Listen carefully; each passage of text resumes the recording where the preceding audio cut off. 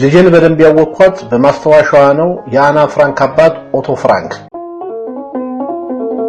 አክብሮታዊ ሰላምታችን ወደ እናንተ ያደረስ ዝግጅታችንን ሰብስክራይብ፣ ላይክ እና ሼር ያደረጋችሁ እንድትከታተሉ እንጋብዛለን። መልካም ቆይታ። የአና ፍራንክ ማስተዋሻ ለመጀመሪያ ጊዜ የታተመው እንደ አውሮፓ ዘመን አቆጣጠር ሰኔ 25 1947 ነበር። በወቅቱ በዓለም ላይ እጅግ የተወደደና ብዙ ሽያጭ የነበረው መጽሐፍ ሲሆን አሁንም ድረስ የበርካቶች ቀልብ እንደያዘ ነው። ታዳጊዋ አና ከሞተች 10 ዓመታት ቢቆጠርም የናዚ ጭፍጨፋ ሽሽት በተደበቁበት ሚስጥራዊ ቤት ሆና በጻፈችው የቀን ውሎ ማስታወሻዎቿ ሕያው ነች። ከቤተሰቡ ሁሉ ከናዚ ግፍ የተረፉት አባቷ ኦቶም ልጄን ይበልጥ ያወቅኳት በማስታወሻዎቿ ነው ሲሉ በአንድ ወቅት ለቢቢሲ ተናግረው ነበር። ኦቶ ከቤተሰባቸው ጋር ተለያይተው ከቆዩ በኋላ የቤተሰባቸውን ሁኔታ ለማወቅ ወደ አምስተርዳም የሄዱበት ጊዜ ነበር። ጓደኞቻቸው ጠብቀው ያቆዩዋቸውን የአና የውሎ ማስታወሻ የሰጧቸው። ጓደኞቻቸው ማስታወሻዎቹ በመጽሐፍ መልክ እንዲታተሙ ከፍተኛ ፍላጎት ነበራቸው። የአና አባት ኦቶ ፍራንክ መጀመሪያ ላይ የልጃቸውን ማስታወሻ ለማሳተም ይቅርና ለራሳቸውም ለማንበብ አቅም አጥተው ነበር። ለማሳተም ውሳኔ ላይ ለመድረስ ጊዜ ወስዶባቸዋል። ኦቶ በ1976 ወደ የቢቢሲ የህፃናት ቴሌቪዥን ፕሮግራም ብሉ ፒተር ስቱዲዮ በማቅናት የሚወዷትን ልጃቸው የግል ማስታወሻ ለምን ማሳተም እንደፈለጉ ተናግረዋል። ልጄ ያወቅኳት በማስታወሻዋ ነው ሲሉም ለጋዜጠኛ ሌስሊ ጄድ አስረድተዋል። ኦቶ መጀመሪያ ላይ አስደናቂዋ ልጃቸው መጻፊያ ደብተር የሰጧት እንደ አውሮፓ ዘመን አቆጣጠር ሰኔ 12 ቀን 1942 ለተከበረው 13ኛ ዓመት የልደት በዓሏ ስጦታ ነበር። ሆኖም አና ልክ ለቅርብ ጓደኛዋ ሚስጥር እንደምታጫውት እያደረገች በውስጧ ያለውን ሐሳብ ለማስፈር ለተጠቀምበት የወሰነችው ወዲያውኑ ነበር። ለመጀመሪያ ጊዜ የጻፈችው ሰኔ 12 1942 ነበር። አና ለመጀመሪያ ጊዜ በማስታወሻዋ ላይ ያሰፈረችው ጽሑፍ ከዚህ በፊት ለማንም የማልነግረውና የማላደርገውን ሁሉ ምንም ሳትደብቅ ለአንቺ እንደምነግርሽ ተስፋ አድርጋለሁ። አንቺም ጥሩ ደጋፊዬና አጽናኜ እንደምትሆኚ ተስፋ አለኝ የሚል ነበር። የናዚ ፓርቲ በጀርመን ፌዴራላዊ ምርጫ ማሸነፉና አዶልፍ ሂትለር መራሄ መንግስት ሆኖ መመረጡን ተከትሎ የአና አባት ኦቶ ከቤተሰቦቻቸው ጋር አና ከተወለደችበት ፍራንክፈርት ወደ አምስተርዳም ያቀኑት እንደ አውሮፓ ዘመን አቆጣጠር በ1933 ነበር።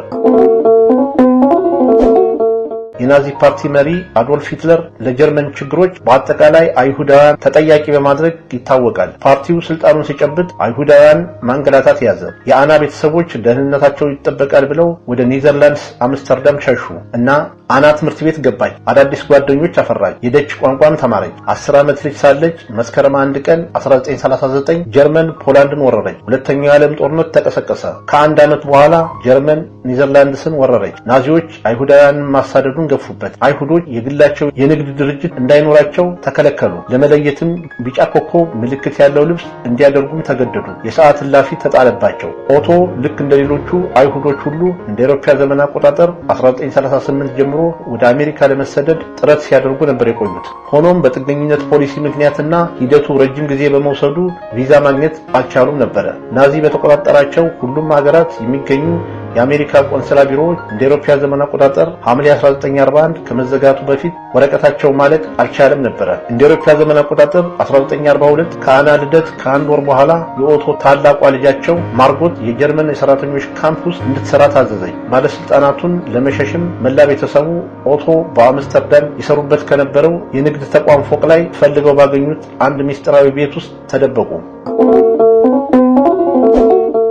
የፍራንክ ቤተሰቦች ከሌላ ቤተሰብና ከቤተሰብ ጓደኛ ጋር በመሆን በዛች አነስተኛ ሚስጥራዊ ቤት ውስጥ ለ2 ዓመታት ተደብቀው ቆዩ። ቀን ማውራት አይችሉም ነበር። እስከሚመሽና ቢሮ ጸጥ እስከሚል ድረስ ድምጻቸው እንዳይሰማ በማሰብ መጸዳጃ ቤት አይጠቀሙም። ምግብና መጠጥ ይገባላቸው የነበረውም ታማኝ በሆኑ ረዳቶች አማካኝነት ነበር። በዚህ ሁሉ ጊዜያት አና ሐሳቦቿንና የዕለት ውሎዋን በማስታወሻዋ ላይ ታሰፍር ነበር። እኩዮቿ በመናፈቅ እንደ ኬቲ ያሉ ምናባዊ ጓደኞች ፈጠረች። ጭንቀቷን፣ ስጋቷን፣ ምኞቷን፣ መሰላቸቷንና ከሌሎችም ሰዎች ጋር በትንሽ ክፍል መኖር የፈጠረባትን ስሜት በማስታወሻዋ ላይ አሰፈረችው። አና ለመጨረሻ ጊዜ የውሎ ማስታወሻዋ የጻፈችው ወደ ግዳጅ ማቆያ ከመወሰዳቸው ከ3 ቀናት በፊት ነው። ጊዜው ደግሞ እንደ አውሮፓ ዘመን አቆጣጠር ነሐሴ 1 ቀን 1944 ነበር። ነሐሴ 4 ጠዋት ላይ የተደበቁበት ቤት ተወረረ። በቤት ውስጥ የነበሩት ሰዎች ተይዘው ታሰሩ። ናዚዎች መጠለያውን እንዴት እንደደረሱበት እስካሁን አይታወቅም። ነሐሴ 4 1944 ተደብቀው የነበሩትን ሰዎች ወደ ኦሽቲዝም ቤርካኖ የግዳጅ ማቆያ ከተቷቸው። ኦቶ ከባለቤታቸው ኤዲት ከታላቅ ሴት ልጃቸው ማርጎትና አና ጋራ ተለያዩ። ሶስቱም በግዳጅ ማቆያ ውስጥ ቆዩ። ከጊዜ በኋላ ከእህቷ ጋራ ወደ በርገን ቤልሰን የግዳጅ ካምፕ የተዛወረችው አና ካምፑ ነፃ ከመውጣቱ ጥቂት ሳምንታት በፊት በመጋቢት 1945 በታይፈስ ምክንያት ሕይወቷ አለፈ። አስገራሚ ጽናትና ሰብአዊነት። ኦቶ ጦርነቱ ካበቃ በኋላ የቤተሰባቸውን መጨረሻ ለማወቅ ወደ አምስተርዳም ተመልሰው ሄዱ። ከቤተሰባቸው በሕይወት የተረፉት ብቸኛው ሰው ነበሩ። እጅግ ነበር ያዘኑት። የአና ማስታወሻዎችና ደብዳቤዎች ግን ጓደኞቻቸው ሜፕ ጊስ እና ፔፕ ወስኩጂል ታድገዋቸዋል። ወደ አምስተርዳም በተመለሱ ጊዜ እነዚህ ማስታወሻዎች በክብር አስቀምጠው የሰጧቸው እነሱ ናቸው። በሐዘን የተዋጡት ኦቶ ማስታወሻዎችን መመልከት አልቻሉም ነበር። ነሐሴ 22 ስዊዘርላንድ ለሚገኙት እናታቸውም ለማንበብ ብርታት አጣው ሲሉ ጽፈውላቸው ነበር። ኦቶ በመጨረሻ ጥንካሬውን አግኝተው ማስታወሻዎችን ባነበቧቸው ጊዜ ጽሑፎቹ አይን ገላጭ ሆነው ነበር ያገኟቸው። ጽሑፎቹ በአስፈሪና አስደንጋጭ ሁኔታዎች ውስጥ ብልህና አርቆ ሐሳቢ የነበረችውን ታዳጊ ልጃቸውን አምሮ የተመለከቱበት መስኮት ሆነው ነበር ያገኟቸው። ከእናቷ ጋር የነበራት ግጭት፣ በእህቷ ላይ ያላትን ቅሬታ፣ ስለ ራሷ ያላትን ግምት፣ ስለ አካላዊ ለውጧ በዝርዝር ያትታሉ። አብረዋቸው ከሚኖሩ ሌሎች ሰዎች ጋር ስላላት ግንኙነት፣ በሚስጥራዊ ቤት ውስጥ ስላለው ጸጥታና ተገልሎ መኖር እንዴት አስጨናቂ እንደሆነ ትገልጻለች። ጎጆ ውስጥ እንዳለ ክንፉ እንደተሰበረ ዘማሪ ወፍ አይነት ስሜት ይሰማኛል ስትል ነበር የነበረችበትን ሁኔታ የገለጸችው። ጽሑፎቿ ያለፈችበት የነበረውን አስከፊ ሕይወት የሚገልጹ ቢሆንም ኦቶ በጽሑፎቿ ውስጥ ትንሽም ቢሆን የልጃቸውን ደስታ ማየት ችለዋል። በመስኮቷ ስለምትመለከተው ተፈጥሮ፣ በድብቅ ቤት ውስጥ አብረዋቸው ይኖሩ ከነበረው ፒተር ቫን ዳን ጋራ ስለነበራት ፍቅር የጻፈችው ፈገግ የሚያስብሉም ነበረ።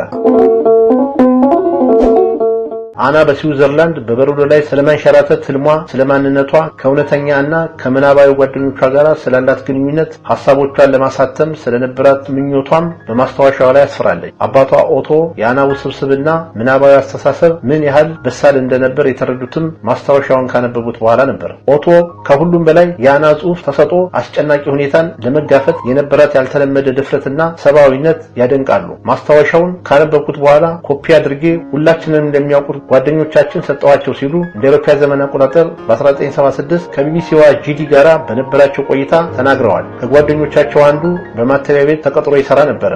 ማስታወሻውን እንደ ግል ንብረትህ ይዘህ የመቆየት መብት የለህም። ይህ የሰው ልጆች ታሪክ ነው። ማሳተም አለብህ አለኝ። ከዛም አሳተምኩት ብለዋል። ከዚያም እንደ አውሮፓውያን ዘመን አቆጣጠር ሰኔ 1947 የአና ማስታወሻዎች የተወሰኑ የቋንቋና መሰል እርማቶች ተደርገውበት ዘ ሴክሬት አኔክስ በሚል ታተመ።